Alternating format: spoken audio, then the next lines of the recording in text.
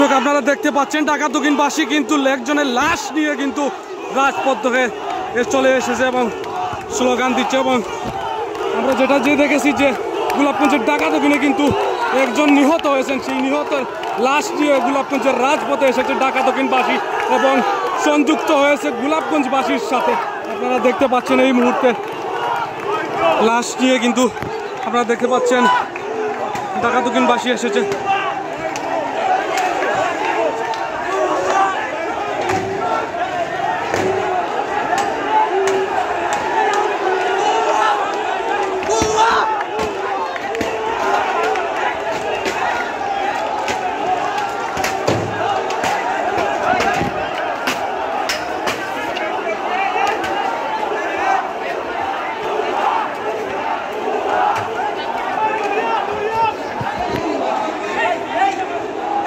গোলাপগঞ্জের শিক্ষার্থী সহ এবং ছাত্র থেকে শুরু করে ছাত্রীরাও কিন্তু গোলাপগঞ্জের এই আন্দোলন যে অসহযোগ আন্দোলন আছে সেই অসহযোগ আন্দোলনে নেমেছে।